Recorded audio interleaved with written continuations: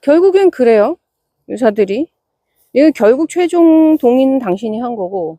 근데 보통 환자들은 몸과 마음이 지쳐 있어요. 그러니까 우선 내가 나를 살리고 보자. 자, 오늘의 주제는 믿지 못할 병원들이 있어요, 우리 주변에. 그래서 그런 거를 두려워하고 불안해하기보다는 예방이 최선이고, 병원에 갈 일이 생기더라도 이렇게 나를 살리는 걸 연습해 두셨다가 병원에 가더라도 내가 같이 의사 선생님한테만 맡겨두지 말고 내 힘을 사용해서. 바람까지 많이 부네. 오늘 제대로 겨울 맛입니다. 제가 속상했던 또는 손해봤던 진료, 내과, 이거는 이제 알러지 비염이 오래되다 보니까 이제 천식이 생겼단 말이죠. 저는 이제 숨쉬기 불편하고 막 그 정도의 천식은 아니고, 천식이 이렇게 증상이 나타나면 마른 기침을 켈럭켈럭 좀 합니다. 근데 늘 믿고 다니던 내과의 선생님은 아주 유명하고 좋으신 분이에요. 좋으신 분, 진짜. 그래서 믿고 다녔고, 근데 이거는 이제 선생님들이 뭘 잘못했다기보다는 이상하다 하는 경험이 있었어요.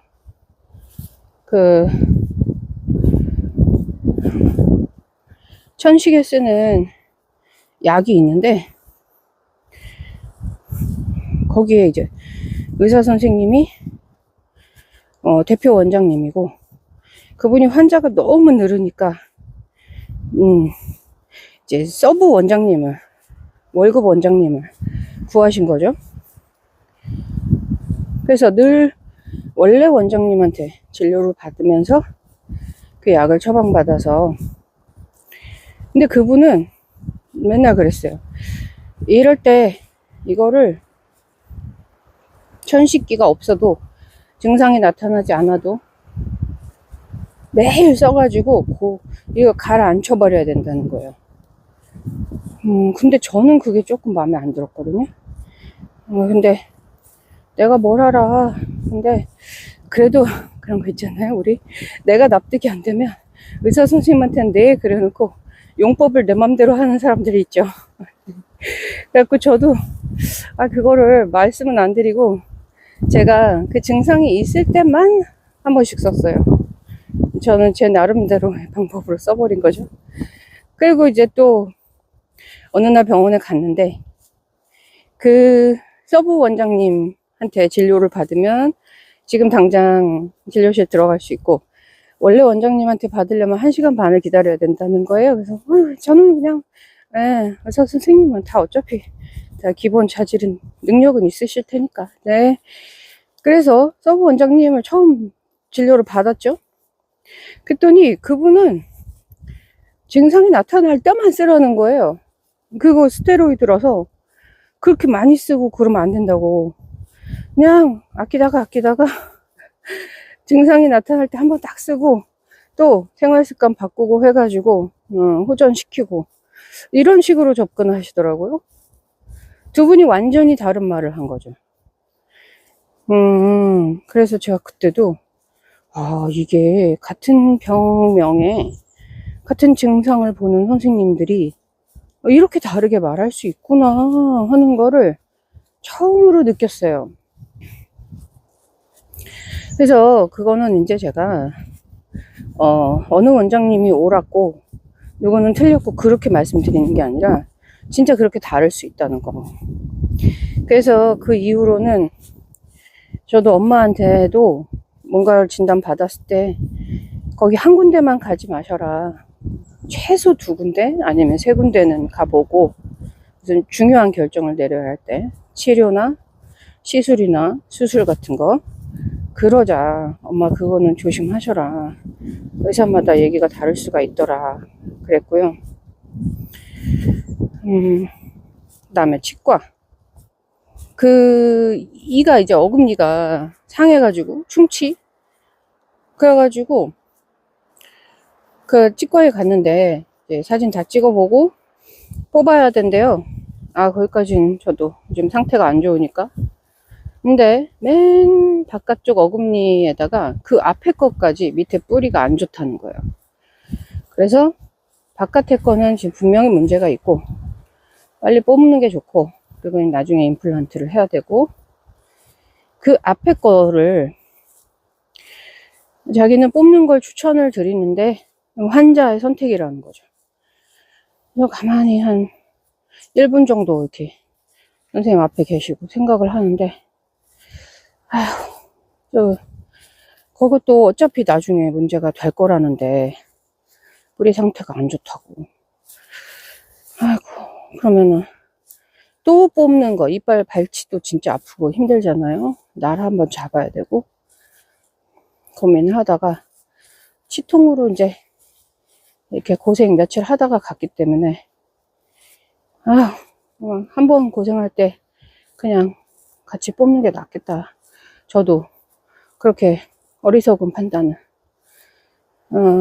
만약에 이렇게 건강이 좋아진 상태였으면 제가 이겨낼 힘이 있으니까 나중에 문제가 되면 그때 또 뽑으면 되죠.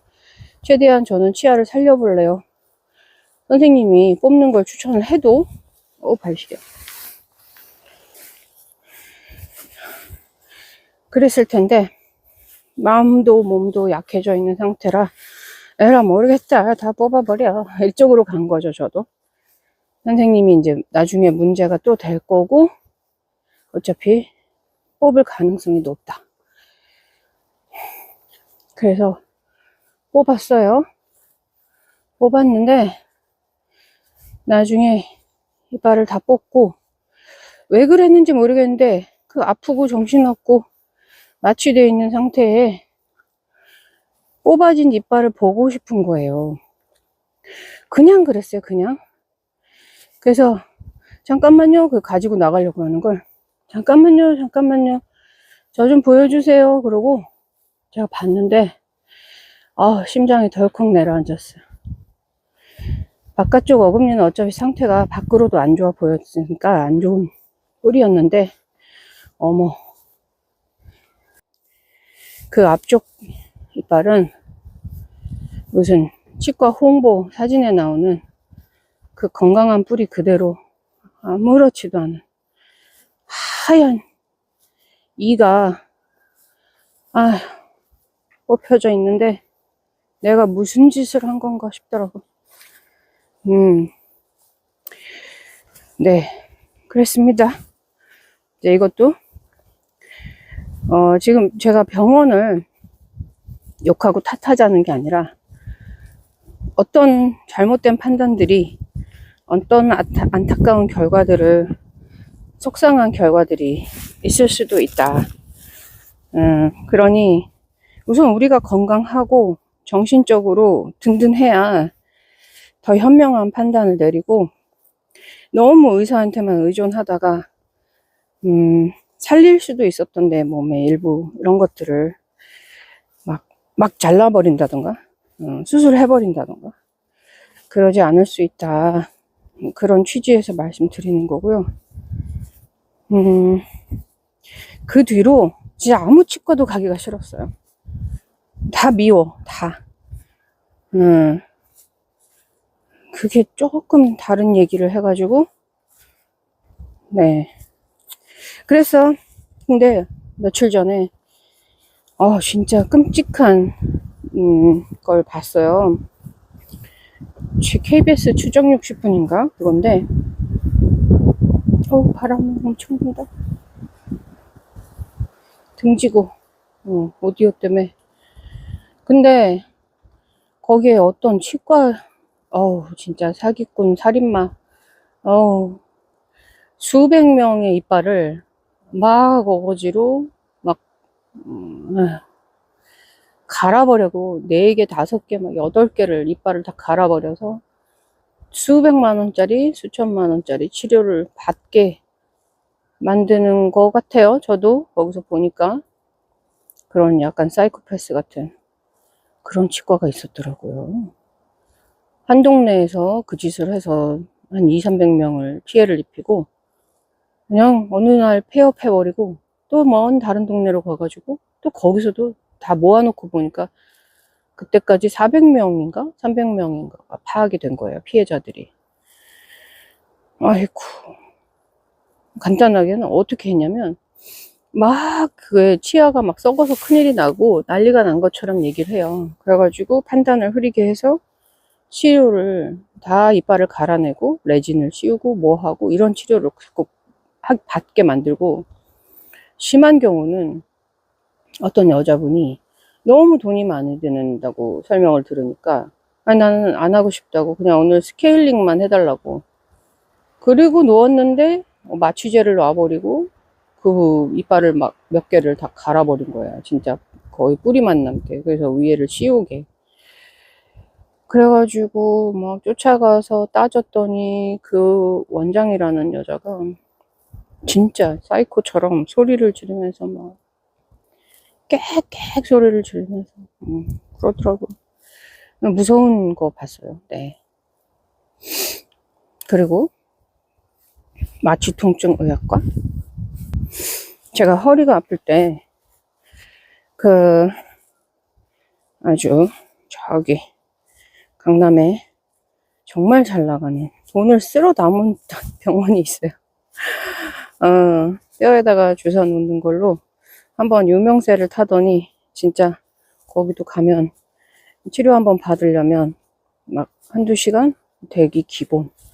그러다가 건물을 사버리더라고요. 아니, 산 게 아니라 지었나? 옆에다가 땅을 사가지고 완전히 새로운 건물을 마저 지었어. 네. 어우, 바람이 너무 세서 큰일 났네. 그래갖고, 근데 거기에 제가 지인이 있어요. 그 병원에 있었어요. 옛날에. 아주 옛날 얘기입니다. 그런데 이제 허리가 아프니까 거기 가서 진료를 받고 싶다 연락을 개인적으로 했더니 알았는데 오면 이제 그 원래 원장님한테 진료를 받게 될 거고, 그분이 무조건 기본 10회 그 치료를 받으러 와야 된다고, 치료받고 좀 안 아프더라도 10회를 받아야만 이게 낫는 거라고 얘기를 할 테니, 아니 저는 조금 멀리서 오기 때문에 막 이런 다른 핑계를 대가지고 우선은 오늘 주사 한 번만 맞고 그 다음에 제가 또 다른 날 다시 올게요 하면서 이렇게 살짝 얼버무리면서 그렇게 한 번만 주사 맞겠다고 하라는 거예요. 그래서 그때 알았죠. 이 허리 환자들을 호구로 잡고 저렇게 돈을 벌어대는 거구나. 아픈 사람은 마음이 약하잖아요. 뭐 하라 그러면 당연히 해야 되나 보다 하고. 네. 그러니까 안 받아야 될 진료를 막 뭐 의료사고 이런 거 아니고요. 그거 주사 맞고 저도 많이 좋아져 갖고 또 한 2, 3일 만에 좋아져서 일하러 다니고 좋았는데, 그 정형외과나 통증의학과, 그러니까 허리나 관절이 아픈 무릎 관절, 특히 어머님들, 어르신들 그 관절 아픈 사람은 약자가 되는 거더라고요. 그쵸? 네. 그래서 제가 이제 손 아플 때 또 다른 어떤 병원에 갔었는데 거기서도 80만 원짜리 체외 충격파? 80이었나? 아무튼 수십만 원이었어요. 꽤 큰 돈이었는데 10번에 걸쳐서 받아야 이게 치료가 된다는 거예요. 또 근데 저는 이제 옛날에 그 지인한테 팁을 얻어가지고 그렇게 진료를 받았던 그 경험이라서, 그 다음엔 정형외과에서 막 그렇게 스케일 크게 혼자 쭉쭉 뻗어나가실 때 저는 잠시만요 제가 좀 생각을 해보고 다시 올게요. 그러고 이제 다른 선택을 하죠. 무조건 그 말만 믿지 않고. 네, 그래서 저기 제 친구가 많이 아프잖아요. 근데 그 친구가 진단을 받고 그 다음에 급하게 병원을 막 알아보고 입원을 해야 되니까 지금 상태가 너무 위급하니까. 네, 그래가지고 암 사기예요. 정확히 어딘지는 말씀 안 드릴게요. 근데 그때 아주 안 좋았어요. 여기저기 다 전이 돼가지고. 그래서 이제 어떤 A라는 병원에 이제 입원이 된다 그래갖고 급하게 자기 사는 동네에 있는 큰 병원 중에 하나에 입원을 했어요. 그래갖고 입원했는데 거기서 또 다시 이제 검사를 정밀하게 또 받고, 그런데 의사가 응급 수술을 해야 된다는 거예요. 뭘 잘라내자고. 그 친구는 의사가 해야 된다니까 저한테 연락이 왔어요. 이렇게 나를 뭘 잘라낸대. 그래서 저는 막 너무 무서운 거예요. 심장이 내려앉고, 안 했으면 좋겠고, 그렇게 안 했으면 좋겠고. 네.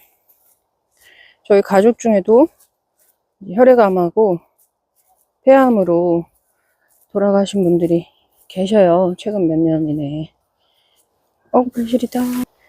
그래서 나중에 돌아가시고 나서 이것도 후회되고 저것도 후회되고, 그때 그 치료를 너무 성급히, 그 강한 치료를 센 거를 너무 받았나 이런 생각들도 가족끼리 하고 그랬어서, 친구도 그렇게 뭘 잘라내는 건 좀 최후로 미뤘으면 좋겠는데, 병원에서 그러라 그러고, 그 친구는 그러겠다고 동의 다 했고, 그 다음날 수술이라고 나 오늘 저녁부터 굶어 이러는 거예요.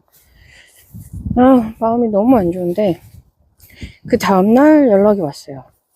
나 수술 안 받았다? 그래서 왜? 했더니, 아니, 밤에 새벽에 아는 지인한테, 그분이 친구를 살린 거나 다름없어.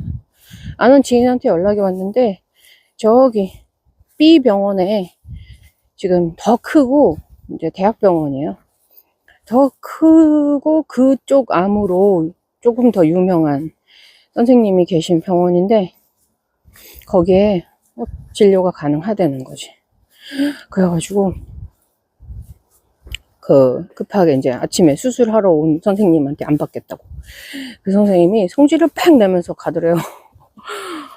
맘대로 하세요 이러면서. 그래갖고 그 병원에서는 퇴원을 우선 해버렸어요. 퇴원하라고, 병원에서 퇴원하라고. 되게 기분 나빠 하더래요.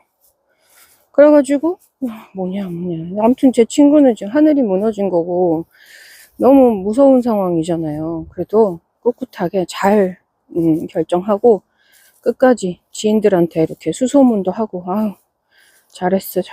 그래가지고 수술을 그때 안 받고 그 더 큰 대학병원에 갔는데, 며칠 후에 검사를 받았더니 수술하지 말고 신약이 하나 있는데 그걸로 항암을 하자. 지금 이 상태는 함부로 수술했다가는 진짜 위험할 수 있다. 이렇게 거기서는 또 결과가 나온 거예요. 거기 입원을 해서 항암을 시작한 거예요. 그거를 지금 2년째 하고 있고, 원바람은 아닌데 전이 된 것들, 심각했던 것 중에 하나를 최근에 관해 판정을 받았어요. 그러니까 없어졌다는, 거의 없어졌다. 네, 저도 그 친구 덕분에 이런 암 환자들에 관한 용어도 좀 많이 알게 되고, 저도 좀 찾아보고 그랬던 건데, 그래서 이제 그 병원 투어 끝났습니다, 여러분. 길었죠? 병원 투어. 조심스럽고 얘기가. 그래서 네. 근데 이제 제가 이 말씀을 드린 이유는, 그러니까 우리가 우리를 양생해가지고 내가 나를 살리는 거, 그게 최선의 길이다. 좋은 의사 선생님도 많죠, 세상에. 진짜 좋은 분 많죠, 당연히. 그렇지만, 우리가 일상에서 마주치는, 또 직장에서 만나는, 옛날에 학교 다닐 때 어울렸던, 또 그 사람들 중에 저는 일찌감치 깨달았던 게, 좋은 놈, 나쁜 놈, 이상한 놈이 늘 일정 비율로 있어요. 어느 공동체나. 나쁜 놈, 이상한 놈이 없는 곳이 없어요. 근데 직장이나 학교에서는 이렇게 잘 대처하고 그냥 잘 넘길 수도 있고, 내가. 그런데 이 병원이라는 곳은 그 잘못 만나서 잘못된 판단을, 결국엔 그래요. 의사들이. 이거 결국 최종 동의는 당신이 한 거고, 치료 과정에 대한 선택도 당신이 한 거지 않냐. 맞아요. 맞는데, 맞습니다. 근데 보통 환자들은 몸과 마음이 지쳐 있어요. 그렇게 될 때까지는 뭐 수개월에서 수년 동안의 통증과 불편함으로 이미 지쳐서 제대로 된 판단력이 없단 말이에요. 저도 그랬고. 그리고 많은 경우가 또 절박한 상황이고, 무섭고, 두렵고, 의사밖에 믿을 사람이 없잖아요. 근데 그런 의사가 조금이라도 불순한 의도를 섞어가지고 완전히 사기를 친 건 아니지만 유도를 할 수도 있다는 거죠, 사람을. 그런 것들을 우리가 다 어떻게 피할 거냐. 네. 그러니까 우선 내가 나를 살리고 보자. 근데 맨발 걷기는, 제가 이제 여러 가지 저도 운동을 평생 살면서 해봤죠. 남들이 한다는 건 좀 했습니다. 근데 뭐 운동을 싫어하기 때문에 꾸준히 한 것도 막 몇 년 이상 한 것도 잘 없고. 근데 이 맨발 걷기는 우선 그거부터가 증거예요, 저는. 지금 저 10달 꽉 채웠는데, 이러고 있잖아요, 매일. 안 끊기고, 너무 좋아서 계속하고. 그래서 효과도 좋지만 지속성도 높은 운동이다, 이게. 제가요, 내가 머리가 나쁜가? 아니, 오늘 진짜 단단히 맘 먹고 왔거든요? 근데 왔는데, 이게 비가 오고, 핑계를 대자면, 비가 오고 바람이 너무 많이 부니까 그거에 대처하고 이게 머릿속이 막 뭐가 꽉 차잖아요. 진짜 중요한 걸 까먹었어. 이걸 까먹을 일이야? 아유, 바보야. 바보 같은 나를 비판해. 그래서 뭐냐면, 제가 오늘 구독자 800분이 된 날입니다. 그리고 4개월, 어저께가 4개월 만. 네. 11, 12, 1, 2월 4일. 네. 그래가지고 4개월에 800분. 너무 기분 좋은 날이야. 너무. 한 분 한 분. 아, 근데 여기 진짜 또 어떡하지? 아까 처음에 시작하면서 들어올 때도, 아이고, 나뭇잎에는 밤송이들이 막 있어가지고, 우와. 거의 이거는, 이 뭐지, 극기훈련인가? 아, 참. 어머, 얘는 아직도 이러고 원형이 있어. 어머, 작년 밤인데. 쟤 되게 대견하다. 어머, 그거 미끄러워.